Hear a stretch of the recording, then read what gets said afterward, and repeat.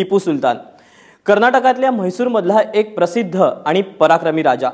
देवणहळ्ळी म्हणजेच आत्ताच्या बंगळुरू शहरात जन्म झालेला हा राजा आपल्याला लक्षात राहतो तो केवळ त्यानं जनतेवर केलेल्या अत्याचारामुळे, त्याच्या हिंदू द्वेष्टा धोरणांमुळे। इतिहासाच्या पानांमध्ये डोकावलं तर म्हैसूरच्या गादीवर येण्याआधी 1771 साली टिपू मराठ्यांच्या सैन्याबरोबर लढला। पण टिपू सुलतानवर होणाऱ्या धर्मांधतेच्या आरोपात कितपत तथ्य आहे? टिपू खरंच क्रूर धर्मांध होता की धर्मनिरपेक्ष? टिपू सुलतानच्या पुण्यतिथी निमित्त खास म्हैसूर शहरातून या सर्व प्रश्नांचा आढावा घेणारा एबीपी माझाचा हा विशेष रिपोर्ट।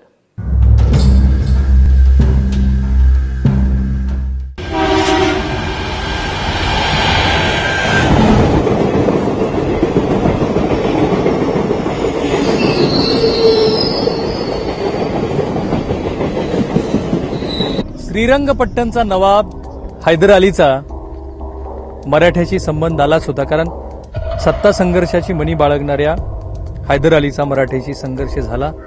4 वेळेस मराठ्यांनी हैदर अलीचा पराभव केला, चौथाई वसूल करण्याचे अधिकार मिळवले, युद्ध खर्च म्हणून काही दंड लावला। आणि इथेच टिपू सुलतानचा मराठ्याशी संबंध आला, कारण पानिपतच्या युद्धानंतर मराठ्यांचं वर्चस्व कमी झालंय आणि पुण्याच्या दरबारामध्ये एक मोठा सत्ता संघर्ष रंगलाय। हे बघून ती जी दंडाची रक्कम होती ना, ती द्यायला टिपूने नकार दिला। उलट मराठ्यांच्या साम्राज्याच्या अनेक भागावरती हल्ले केले आणि मग नंतर मराठ्यांचं टिपू सुलतानकडे लक्ष वेधलं गेलं। आपण या शोधात आहोत की शिवाजी महाराजा इतकं टिपू सुलतानचं कर्तृत्व आहे का?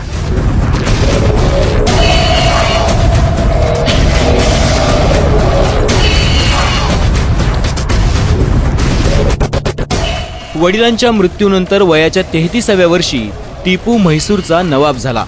म्हैसूर पासून जवळ असलेलं श्रीरंगपट्टणम शहर ही त्याची राजधानी होती। ही श्रीरंगपट्टणची सर्वात उंच जागा आहे की जिथे टिपूचा ध्वज होता आणि हा तो ध्वजस्तंभ। स्वतःला सुलतान म्हणून घोषित केल्यानंतर टिपूनं आपला एक ध्वज तयार केलेला होता आणि जेव्हा केव्हा कुठलाही प्रांत टिपू जिंकायचा तेव्हा इथे येऊन त्याला विजयी सलामी दिली जायची आणि आपल्या सैनिकांनी आपल्याच राज्याशी गद्दारी करू नये म्हणून इथे शपथ सोहळे सुद्धा व्हायचे असं इतिहासकार सांगतात। आणि हे जे शहर आहे ना, हे आत्ताचं आधुनिक श्रीरंगपट्टण, साधारणपणे हे शहर आणि आणखीन एक छोटंसं शहर, म्हणजे याला शहर म्हणण्यापेक्षा एक सुधारलेलं गाव आपण असं म्हणूया। या दोन्ही गावाची मिळून 25,000 साधारणपणे लोकसंख्या आहे आणि त्या मंदिराचा कळस जो तुम्हाला दिसतोय ना, त्या कळसापर्यंत म्हणजे आपण आता जिथे उभा आहोत तिथून ते त्या कळसापर्यंत हा श्रीरंगपट्टणचा किल्ला होता। एकावरती एक अशा 3 प्रकारच्या इथे लेयर्स आहेत आणि या गावाची रचनाच अशी आहे की एका बाजूला दक्षिण कावेरी आणि दुसऱ्या बाजूला उत्तर कावेरी। अतिशय सुपीक असा हा भूभाग आहे की जिथे साधारणपणे 17 वर्ष टिपूनी आणि त्याच्या आधी हैदर अलीनी 30 वर्ष असं एकूण मिळून 37 ते 38 वर्ष हे हैदर अली आणि टिपू या पितापुत्रांचं साम्राज्य राहिलं। त्या साम्राज्याची जिथे निशाणी होती तो हा विजयस्तंभ।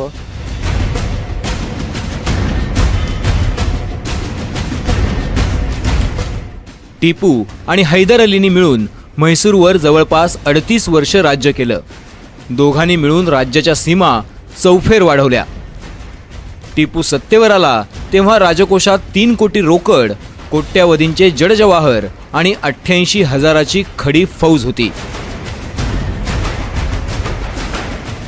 हा जो आहे ना, हा टिपूचा समर पॅलेस आहे, दौलत बाग किंवा उद्यान बाग, ज्याला टिपूनी 1784 साली बनवलेलं होतं। आणि तो जो मुख्य किल्ला आहे ना श्रीरंगपट्टणचा, तिथून साधारणतः 3 ते 4 किलोमीटर अंतरावरचा हा जो समर पॅलेस आहे, हा पॅलेस उन्हाळ्यामध्ये इथे विशेषतः टिपू येऊन राहायचा। हे संपूर्ण बांधकाम हे लाकडी बांधकाम आहे, आयताकार आहे आणि याच्या चारही बाजूला जे आहे ना एक खंदक खोदण्यात आलेला आहे। आणि ब्रिटिशांचा टिपूनी जो पराभव केला त्यानंतरची अत्यंत सुंदर अशी पेंटिंग्स या समर पॅलेसच्या बाजूला लावण्यात आलेली आहेत.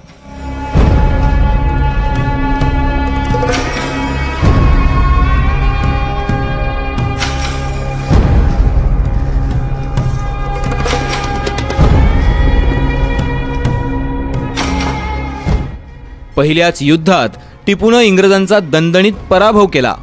ब्रिटिशांचे 2 सेनापती पकडले, ब्रिटिशांना खजील केलं. हे जे आहे ना, हे काल कोठरी आहे टिपू सुलतानचा जेल, अंडरग्राऊंड जेल. असे या किल्ल्याच्या परिसरामध्ये 3-4 काल कोठरीज आहेत. थॉमस इनमन नावाचा एक ब्रिटिश अभियंता होता, ज्यांनी या कोठडीचा शोध घेतला आणि म्हणून त्याच्या नावावरून थॉमस इनमन काल कोठरी असा याचा उल्लेख केला जातो.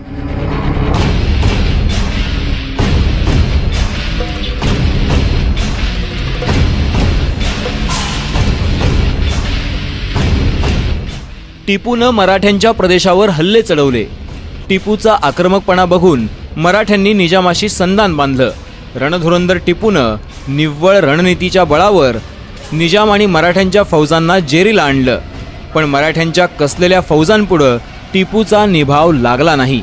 टिपूनं गजेंद्रगडला निजाम आणि मराठ्यांशी पहिला तह केला. He described this word jihad. Jihad is dharma yuddha.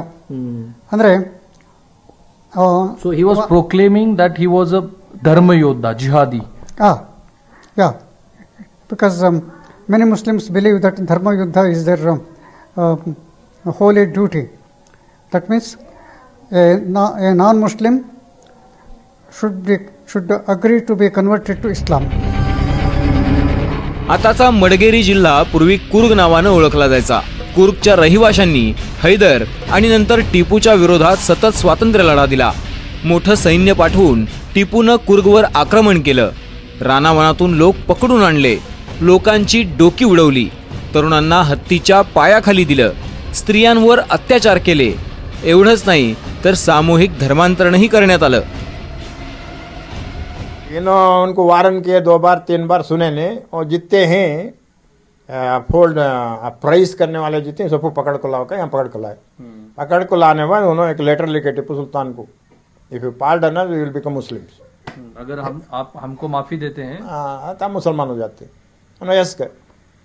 उसमें जरा हुए, जरा कहाँ की भाग गए, जरा क्या की करे, जरा छप गए. उनको पकड़ को लाकर जरा उनको मुसलमान बनाए. सच कोचीन पासून म्हैसूर पर्यंतच्या भागाला मलबार म्हणायचे. मलबारवर 1766 साली टिपूनं आक्रमण केलं. मलबारवर नायर राजाचं राज्य होतं. 7 वर्ष चाललेल्या लढ्यात टिपूनं अत्याचाराचा कळस गाठला. शेकडो हिंदू ख्रिश्चनांचं धर्मांतरण केलं. ब्रिटिश, त्रावणकोर, मराठा, निजामाचे दस्त आणि आजही म्हैसूरच्या गॅझेटियरमध्ये त्याचा उल्लेख आढळतो. स्वतः टिपूनं आपल्या सरदाराला लिहिलंय, तुला हे माहीत नाही का, मी मलबारमध्ये मोठा विजय मिळवलाय. 1 लाख हिंदूंचं इस्लाममध्ये धर्मांतरण केलंय. मी लवकरच त्रावणकोरच्या राजावर आक्रमण करणार आहे, त्यालाही इस्लाम कबूल करायला लावीन. टिपूनं आपल्या सरदारांना सैन्य प्रमुखाला लिहिलेली 2800 पत्र उपलब्ध आहेत. या पत्रात टिपूनं 70,000 ख्रिश्चन, 1 लाख हिंदूंचं धर्मांतरण केल्याचा उल्लेख आढळतो. 22 मार्च 1978ला टिपू अब्दुल खादर या सरदाराला लिहितो, 12,000 हिंदूंचं इस्लाममध्ये धर्मांतरण करण्यात आलंय, त्यात अनेक नंबूदरी आहेत. ही माहिती हिंदू समाजात सर्वत्र प्रसिद्ध केली पाहिजे. स्थानिक हिंदूंना तुझ्या समोर तामील करून त्यांचं धर्मांतरण करायला पाहिजे.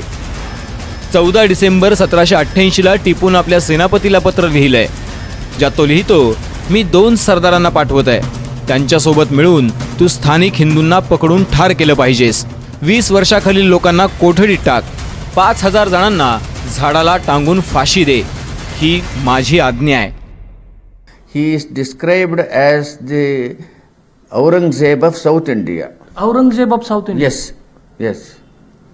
He forcibly converted lakhs of people into Islam. He destroyed many Hindu temples, and then those who refused to be converted. टिपूच्या धर्मनिरपेक्षपणाबद्दल एक मोठं प्रश्नचिन्ह लावणारं गाव आहे. हे मेलुकोटे नावाचं गाव आहे. टिपूच्या जी राज्यसत्ता होती त्याला इथल्या रहिवाशांनी विरोध केला आणि म्हणून मग टिपूचं सैन्य इथे आलं आणि टिपूच्या आदेशानुसार या गावातल्या 700 जणांचा एकाच दिवशी नरसंहार करण्यात आला आणि तो दिवस होता दीपावलीचा पहिला दिवस. आणि म्हणून या गावामध्ये आज तागायत दिवाळी अशी सेलिब्रेटच केली जाते. टिपूच्या पराभवानंतर ब्रिटिशांनी टिपूची तलवार लंडनला नेली. त्या तलवारीवर लिहिलंय, माझी ही विजयी तलवार काफिरांचा नाश करण्यासाठी तळपते आहे. हे अल्लाह, काफिरांच्या विरोधात आम्हाला सहाय्य कर. धर्माचा प्रसार करणाऱ्यांना विजयी कर. मोहम्मदाच्या धर्मात येण्यास नकार देतील त्यांचा नाश कर. तलवार थी, उसके ऊपर भी लिखा हुआ था कि वो लिखना चाहिए ना, वो लिखते हैं, उसमें क्या है, गलती क्या है. अब हर फंक्शन में आप लोग इसके गणेशा की प्रार्थना करते हैं, क्यों करते हैं? काफिर का माना है छुपाना, जो असलियत को है वो छुपाना. और एक जवाब है नॉन मुस्लिम करके भी आता है, ऑल नॉन मुस्लिम्स आर काफिर. और काफिर जो ये खुदा को नहीं मानता वो काफिर. जब इन्होंने ये खुदा का ये मैसेज दिया, वो बहुत से लोग नहीं माने, वो अंडरग्राउंड हो गए, उनको काफिर बोले. वो महात्मा गांधींनी टिपूला सच्चा स्वातंत्र्य योद्धा असं म्हटलं होतं. आणि टिपूच्या 174व्या जयंती दिनी भारताच्या तत्कालीन पंतप्रधान इंदिरा गांधी ह्या 1973 साली श्रीरंगपट्टणला आल्या होत्या. त्यांनी टिपूच्या समाधीचं दर्शन घेतलं आणि त्यानंतरच्या जाहीर सभेमध्ये बोलताना त्या असं म्हणाल्या होत्या की टिपू हा खरा देशभक्त होता, त्यांनी देशासाठी आपले प्राण दिले. आणि या जाहीर सभेनंतर त्या टिपूच्या मजारवरती गेल्या आणि त्यांनी तिथे मखमली चादर चढवली होती. हे अलीकडच्या काळातले टिपूच्या निधर्मीपणाविषयी माहिती देणारे काही घटना, काही पुरावे आहेत.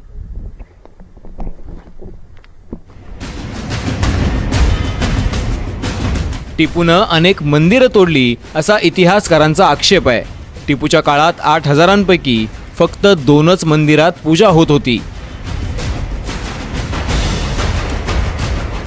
इतिहासकाराचा टिपू सुलतानवरती सर्वात मोठा आक्षेप आहे तो म्हणजे टिपू सुलताननी शेकडोच्या संख्येने मंदिरं तोडली.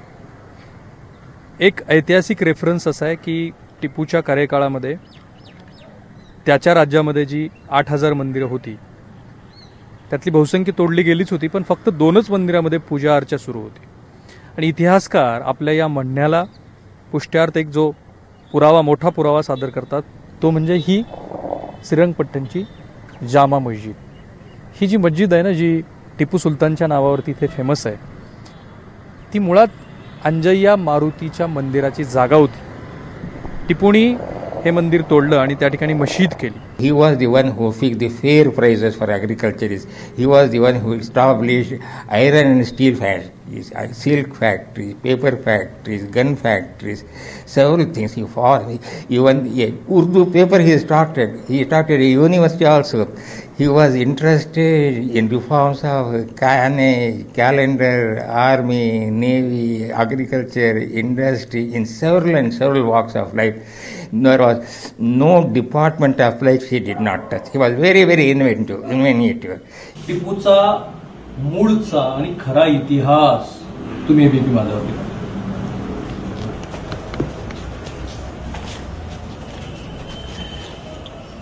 महत्वाचं म्हणजे ब्रिटिशांनी या पत्रावरती आधारित अनेक पुस्तकं लिहिलेली आहेत.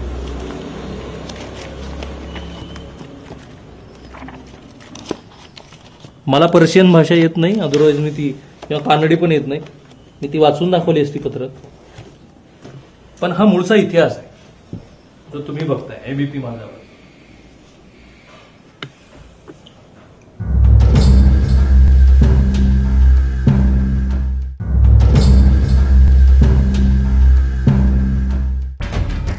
कुर्ग आणि मलबार नंतर टिपूनं केरळच्या त्रावणकोर राजाविरोधात आघाडी उघडली.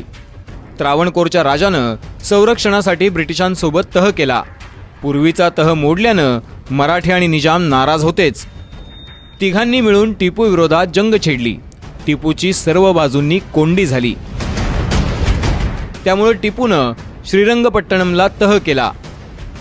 अर्ध राज्य मराठे, इंग्रज आणि निजामाला दिलं. 3 कोटीच्या दंडापोटी टिपूची दोन्ही मुलं ब्रिटिशांनी गहाण ठेवून घेतली.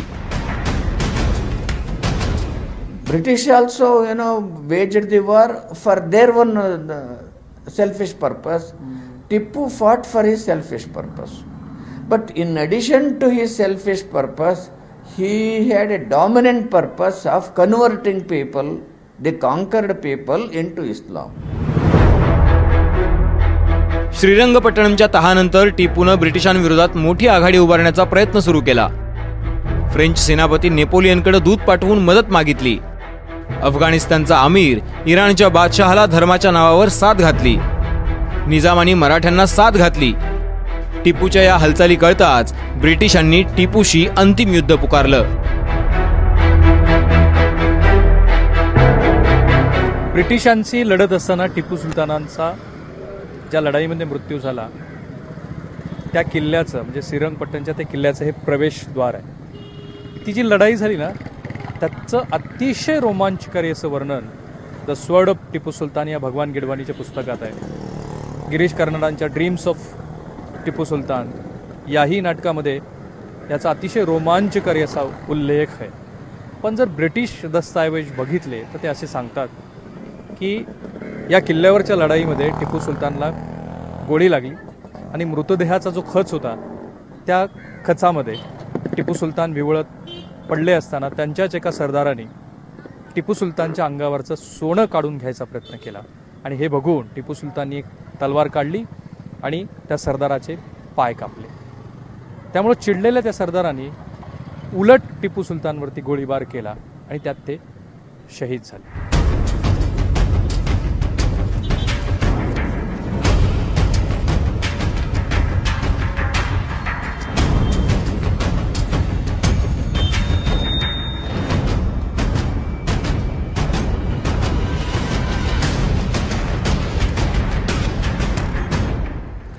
मी इतिहासाचा शेवटचा साक्षीदार असणार आहे कारण श्रीरंगपट्टणला इथे एक ब्रॉडगेज रेल्वे बनते आणि म्हणून मग टिपू सुलतानचं हे जे ऐतिहासिक शस्त्रागार आहे की जिथे टिपू सुलतान वेगवेगळी शस्त्र ठेवायचा ते डिमॉलिश केलं जाणार आहे. 15 दिवसानंतर हे शस्त्रागार पूर्णपणे मिटलं असेल. पण या शस्त्रागाराचं महत्त्व एवढं मोठं आहे की टिपू सुलताननी ज्याला APJ अब्दुल कलामनी इंडिजिनियसली बिल्ड केलेलं रॉकेट टेक्नॉलॉजी म्हणून ज्याचा उल्लेख केला ती रॉकेट्स इथं ठेवली होती. आणि तिथे आपण चाललो की जो इतिहास आता 15 दिवसानंतर पूर्णपणे मोडला जाणार आहे. अशी शस्त्रागार या श्रीरंगपट्टणच्या भागामध्ये 4 शस्त्रागार आहेत. तुम्ही जर बघत असाल तर ही रचना बघा एक की इथून गेट बंद केल्यानंतर सुद्धा दोन्ही बाजूला ती रचना आहे. बहुधा हवेसाठी केलेली असेल कारण ती दिसतच नाही आतमध्ये. आणि इथे टिपू सुलतान आपली सगळी शस्त्र ठेवत होता. 4 अशा प्रकारची शस्त्रागार आहेत जिथे आपण चाललो. आणि इंडिजिनियसली भारतीय बनावटीची जी रॉकेट्स टिपू सुलताननी बनवली त्याचं हे ठिकाण आहे.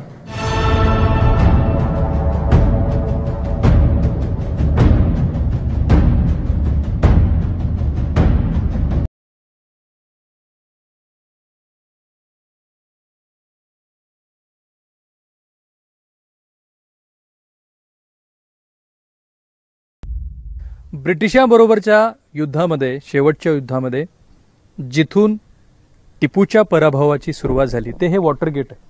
The gate to Delhi bridge याच्या पलीकडेच कावेरी नदी आहे. आणि हे गेट पडल्यानंतरच म्हणजे इथून असं म्हणतात की टिपूचा जो मुख्य सेनापती होता तो ब्रिटिशांना फितूर होता आणि त्यांनी ब्रिटिशांना मार्ग सांगितले होते की या वॉटर गेटमधून यायचं कसं. इथे टिपूच्या सैन्याचा पाडाव झाल्यानंतरच ब्रिटिशांना या किल्ल्यामध्ये येणं सुखकारक झालं, ते येऊ शकले. ते हे वॉटर गेट आहे की जिथून टिपूच्या पराभवाची सुरुवात झाली.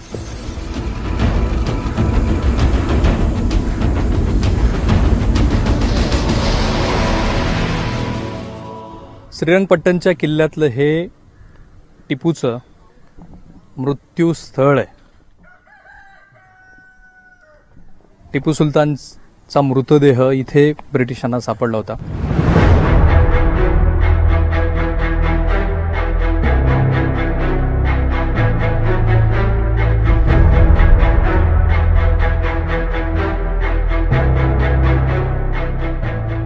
हा अतिशय सुंदर देखणा असा मकबरा आहे. इथे आल्यानंतर तुम्हाला ताजमहालची थोडीशी आठवण येईल, औरंगाबादच्या बीबी का मकबराची आठवण येईल. आणि हा जो मकबरा आहे ना, तो टिपू सुलताननी आपल्या वडिलांच्या स्मृतीप्रित्यर्थ बनवलेला हा मकबरा आहे, जो हैदर अली म्हणजे टिपूच्या वडिलांचं निधन झाल्यानंतर साधारणतः 1782 ते 1784 या कालावधीमध्ये टिपूने इथे हा मकबरा बनवला, ज्याच्यामध्ये हैदर अलीचं दफनविधी करण्यात आलेला होता. त्यानंतर तिथेच या मकबऱ्याच्या बिलकुल समोर एक अशी मशीद आहे.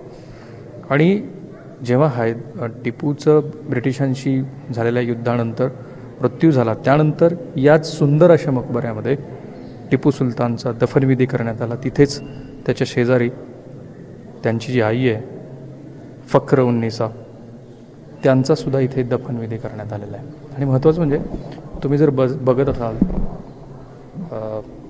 टायगर ऑफ मैसूर, त्याचं प्रतिकृती अशा अर्थाने इथे या मकबऱ्यावरती वाघाच्या कातडीसारखं एक वस्त्र इथे कायमस्वरूपी पांघरलेलं असतं.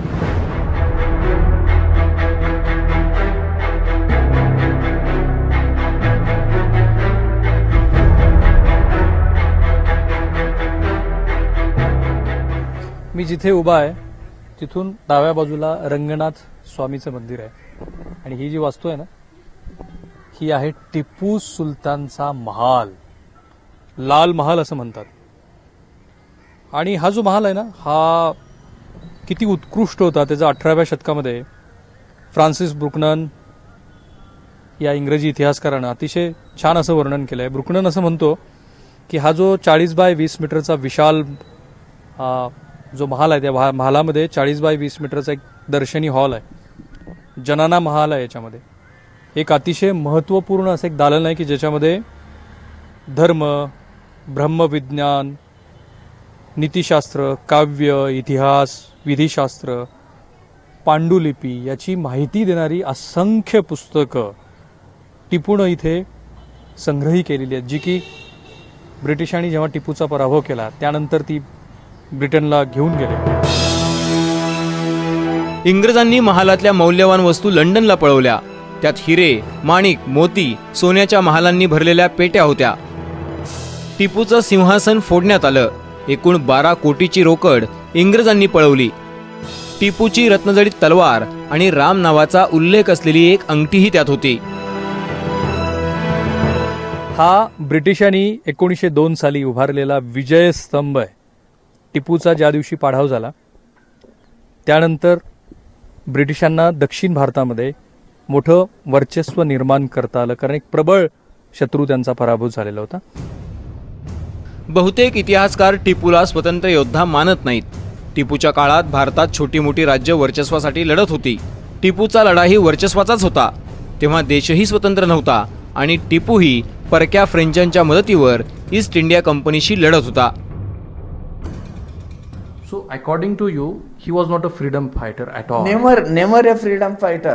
You see, he fought the British, he fought the Marathas for his kingdom. He fought the Nizam for his kingdom. He fought the British for his kingdom. And because of historical circumstances, ultimately the British won, and then they killed Tipu and then conquered the whole area. टिपूचा धर्मांतराचा इतिहास कितीही काळा असला तरी टिपूनं राज्यात अनेक चांगली कामं केली. टिपूनं राज्यात दारूबंदी केली, बांध बांधले, रस्त्यांचं जाळं उभारलं, रॉकेट तंत्रज्ञान आत्मसात केलं, रेशीम शेतीला प्रोत्साहन दिलं, उच्च जातीकडून मठाच्या जमिनी घेऊन कनिष्ठ जातीत वाटप केल्या, बागा उभारल्या. टिपूचे 11 पैकी 7 दरबारी हिंदू होते. पूर्णय्या हा टिपूचा दिवाण हिंदू होता. The reason why the mosque was built was this. The temple was not existing there. It was a dilapidated place. One saint, he was just a small child at that time, the son of a Nayak soldier and so on and so forth. Somehow that man said that you are going to be the ruler of this place. And that man also put his idea that in this place you must build a mosque. Where the mosque is constructing, what is Anjanaya temple? Yeah. So Masjid Allah, what he said then, was the place where some saint, you see, a religious man, met him when he was a child, when he was a boy, and asked him, you are going to be a ruler of this state.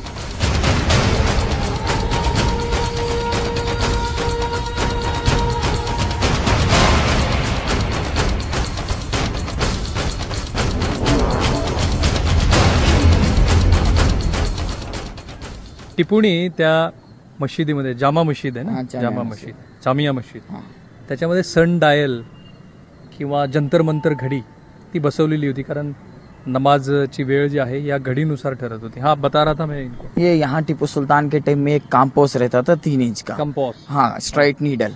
तो सन का shadow जैसे shed होता था, तो ये सब नमाज के नाम है. इसके ऊपर जैसा शैडो आता था, ऐसे टाइम देख के अजान होता था. अब हमारा 1 बजे की नमाज, 5 बजे की नमाज तो सन के हिसाब से होता था. फिर नाइट में जो नमाज होता था तो यहाँ पे एक छोटा सा कैंडल रखा जाता था, तो उसके कैंडल के पावर से नमाज होता था. 1791 साली पेशव्यांनी शंकराचार्यांनी स्थापन केलेल्या शृंगेरी मठावर आक्रमण केलं. 60 लाखाचं जडजवाहीर लुटून नेलं. ब्राह्मणांना जिवे मारलं. मूर्तीची विटंबना केली. टिपूला हे कळताच मठाला संरक्षण देऊन टिपूनं मोठा दानधर्म केला. शंकराचार्यांना 40 पत्र लिहिली. 256 मंदिरांना जमिनी, सोनं दान दिलं. टिपूची वेशभूषा एखाद्या हिंदू राजासारखी होती. टिपूनं म्हैसूर, श्रीरंगपट्टणमचं नाव बदललं नाही की इथली पुरातन देवळंही तोडली नाहीत. I will read names of some towns and cities which Tipu changed into Islamic names. There was a place called Brahmapuri. Tipu changed it into Sultanpet. Place called Kalikot in Kerala, he changed it into Farrukhabad. You know, Mysore was the capital of that old state, and he changed the name of Mysore into Nazirabad. टिपूचा पराभव झाल्यावर ब्रिटिशांनी त्याच्या कुटुंबाला pension लागू करून आधी वेल्लोर आणि नंतर कोलकात्याला पाठवलं. आजच्या कर्नाटकात टिपूचा एकही वारस राहत नाही. कोणाला आवडो किंवा न आवडो, औरंगजेब काय, टिपू सुलतान काय, त्यांच्याशिवाय या देशाचा इतिहासच पूर्ण होत नाही. त्यांनी केलेल्या बऱ्या वाईट गोष्टीतून तर आजचा मॉडर्न इंडिया बनलेला आहे.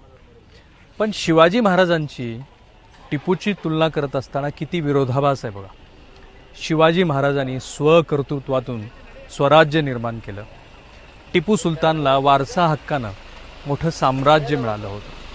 शिवाजी महाराजावरती ते धर्मांध, त्यांनी मशिदी पाडल्या, त्यांनी धर्मांतरं केली, असा एकही पुरावा इतिहासात सापडत नाही. टिपू सुलतानचे या बाबतीतले असंख्य पुरावे इतिहासकार देतात. शिवाजी महाराजांनी स्वातंत्र्याची जी ज्योत पेटवली होती ती त्यांच्या मृत्यूनंतर सुद्धा अनेक वर्ष तेवत राहिली. टिपूचा स्वातंत्र्य लढा त्याच्या मृत्यूबरोबर संपला. असं असताना टिपू सुलतान हा कर्नाटकचा शिवाजी महाराज होऊ शकेल? कॅमेरामन निलेश शिवाळसह मी राहुल कुलकर्णी, ABP माझा, श्रीरंगपट्टण.